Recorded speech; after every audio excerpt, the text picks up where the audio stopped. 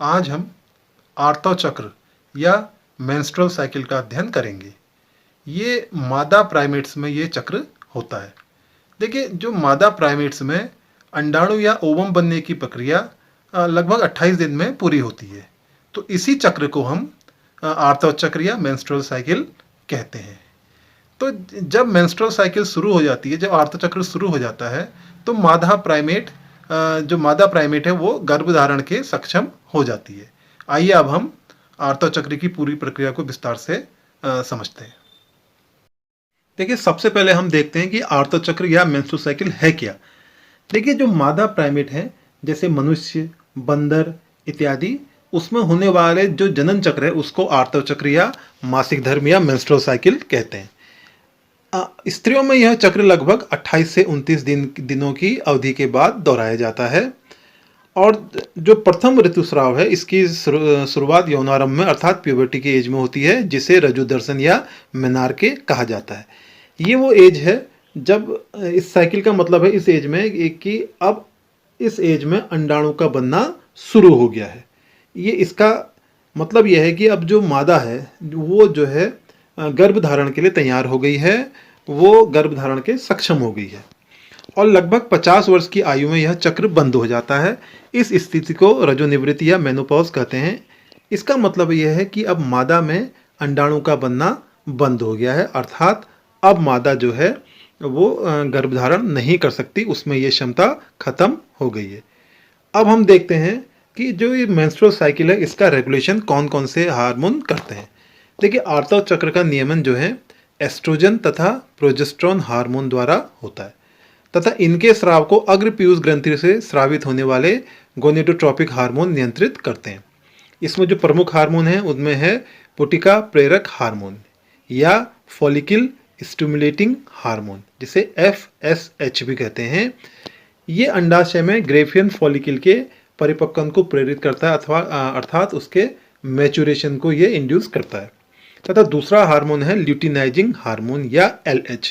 ये जो है ओव्यूलेशन अर्थात अंडोसर्जन तथा प्रोजेस्टेरोन हार्मोन के स्रावण को प्रेरित करता है। तो ये तो हार्मोन थे जो मेंस्ट्रुअल साइकिल को रेगुलेट करते हैं। उसके बाद आता है आर्तव चक्र की क्या क्या प्रावस्थाएं हैं, इसको हम कितने प्रावस्थाओं में बांट सकते हैं। देखिए, आर्तव चक्र को हम 3 प्रावस्थाओं में बांट सकते हैं। पहली प्रावस्था है आर्तव प्रावस्था या इसे हम मेंस्ट्रुअल फेज भी कहते हैं। दूसरी है पूर्व अंडोत्सर्गीय या फॉलिकुलर प्रावस्था, फॉलिकुलर फेज। तीसरी है पश्च अंडोत्सर्गीय या ल्यूटेल प्रावस्था या ल्यूटेल फेज। तो ये 3 अवस्थाओं में इसको बांट सकते हैं। और जो दूसरी और तीसरी अवस्था है इसके बीच में अंडोत्सर्ग या ओव्यूलेशन भी होता है। ये देखिए, ये एक ओवरी का डायग्राम है, एक रेखा चित्र है। इसकी सहायता से आज हम आर्तव चक्र की विभिन्न अवस्थाओं को समझेंगे। देखिए, आर्तव चक्र की पहली अवस्था मेंस्ट्रुअल फेज या आर्तव अवस्था होती है। आर्तव चक्र की शुरुआत यहीं से होती है। इसमें रक्त मिश्रित तरल पदार्थ मूत्र मार्ग से बाहर निकलता है। इसे ऋतुस्राव या माहवारी कहते हैं और ये प्रावस्था 1 से लेकर 4 दिनों तक चलती है। इसके बाद जो दूसरी प्रावस्था आती है उसे हम फॉलिकुलर फेज या पूर्व अंडोत्सर्गीय प्रावस्था कहते हैं।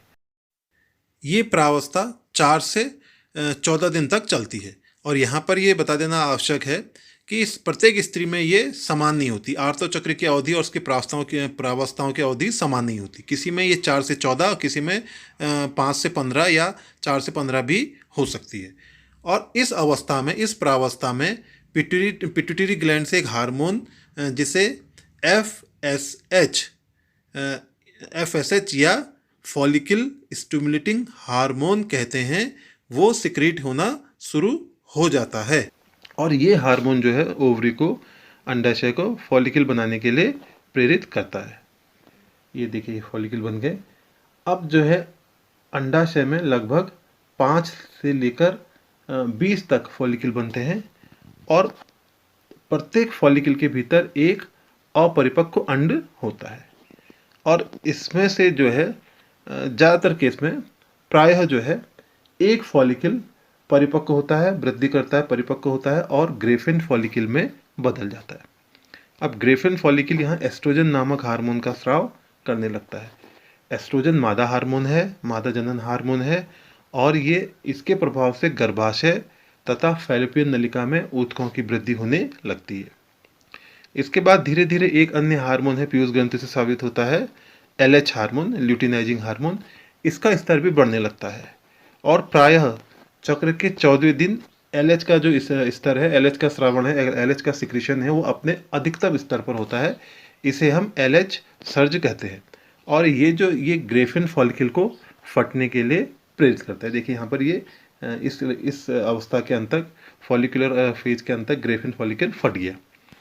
अब इसके बाद जो है एक घटना होती है जिसे हम ओव्यूलेशन कहते हैं या अंडोत्सर्ग कहते हैं। देखिए इसमें क्या है, जो ये अंड है ये अब जो है ग्रेफिन फॉलिकल के फटने के कारण अंड जो है ओवरी से बाहर आ जाता है, अर्थात कहते हैं, हिंदी में कहेंगे इसे अंड मोचित हो जाता है और इस प्रक्रिया को अंडोत्सर्ग या ओव्यूलेशन कहते हैं। और ये लगभग 14 से 16 दिनों की ये प्रक्रिया होती है, तक ये प्रक्रिया रहती है। 14 से लेकर 16 दिनों के बीच में कहीं ये प्रक्रिया होती है।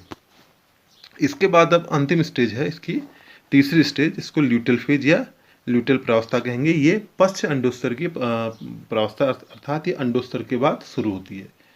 अब इसमें जो है अंडाणु के मोचित होने के बाद जो बची हुई ग्रेफिन फॉलिकल है वो कॉर्पस ल्यूटेम में बदल जाती है। ये देखिए कॉर्पस ल्यूटेम में बदल गई और जो ये कॉर्पस ल्यूटेम है ये अस्थाई टेम्परेरी एंडोक्राइन ग्लैंड की तरह कार्य करता है, एक अस्थाई अंतःस्रावी ग्रंथि की तरह कार्य करता है और इससे एक हार्मोन निकलता है प्रोजेस्टेरोन। ये हार्मोन के प्रभाव से गर्भाशय की भित्ति मोटी होकर गर्भावस्था के लिए तैयार होने लगती है, अर्थात ये मादा के गर्भाशय को गर्भावस्था के लिए तैयार करने लगता है।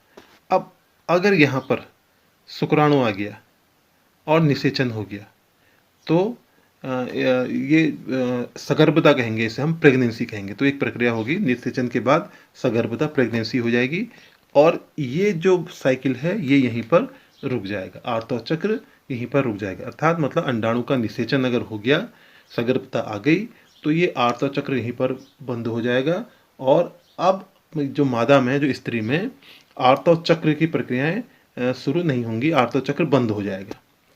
अच्छा, अगर यहाँ पर निषेचन, ये स्थिति के शुक्राणु को हटा दिया हमने, शुक्राणु नहीं आता है तो ये सगर्भता नहीं हुई और ये आर्तव चक्र कंटिन्यू करता रहेगा, ये चलता रहेगा और इसके फलस्वरूप जो एक कॉर्पस ल्यूटेम है ये जो है एक डिजेनरेट हो जाएगा, ये धीरे धीरे खत्म होने लगेगा और एक अन्य संरचना कॉर्पस एल्बिकेंस में बदल जाएगा। अब इस कारण क्या होता है, जब कॉर्पस ल्यूटेम खत्म हो गया तो प्रोजेस्टेरोन तथा एस्ट्रोजन हार्मोन का सिक्रीशन रुक जाएगा और इन हार्मोन के अभाव में जो गर्भाशय की भित्ति और रुधिर वाहिनियाँ हैं वो नष्ट होने लगेंगी और ये जो ऊतक के टुकड़े हैं ये रक्त के साथ स्त्री के मूत्र मार्ग से बाहर निकलने लगते हैं और इसी के साथ जो है मेंस्ट्रुअल फेज या प्रथम अवस्था है ये पुनः शुरू हो जाती है, अर्थात ये चक्र फिर शुरू हो जाता है। इस प्रकार आज हमने ये आर्तव चक्र के बारे में विस्तार से पढ़ा। धन्यवाद।